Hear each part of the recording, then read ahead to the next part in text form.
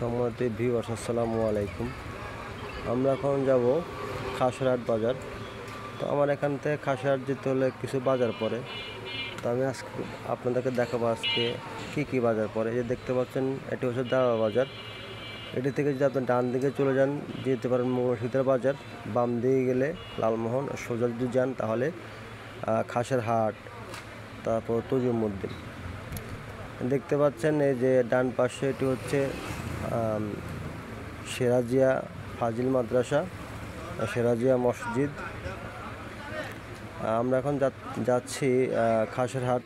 দেখতে পাচ্ছেন রাস্তার দুপাশে কি সবুজে ঘেরা। আসলে সত্যি কথা কি, গ্রাম অঞ্চলের রাস্তাগুলো খুবই সুন্দর।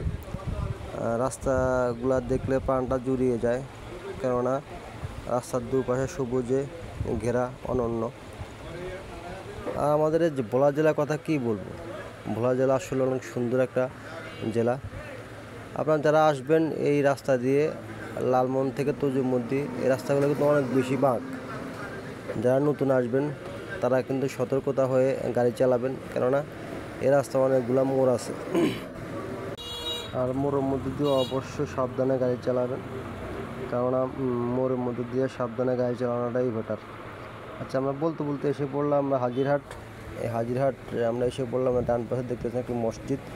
এটা হচ্ছে আবু নোমান ইঞ্জিনিয়ার হাওলাদারের মসজিদ।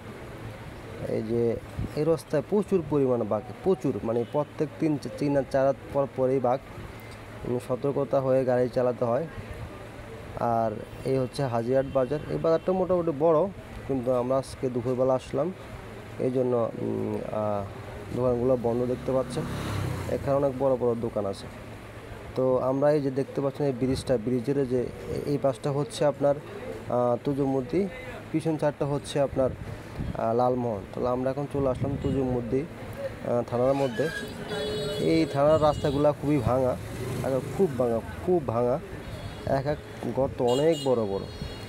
তো আপনারা যারা গাড়ি নিয়ে আসবেন সাবধান হয়ে গাড়ি চালাবেন, কেননা রাস্তাগুলো খুবই ভাঙা, বিরক্তিকর। এখান থেকে তজুমউদ্দিন যাওয়ার অনেকগুলো মাধ্যম আছে। আপনি চাইলে সিএনজিতে করে যেতে পারেন, অটো রিক্সায় করে যেতে পারেন, বাইকে যেতে পারেন। যেহেতু আমার বাইক আছে সেহেতু আমি বাইকে করে যাচ্ছি।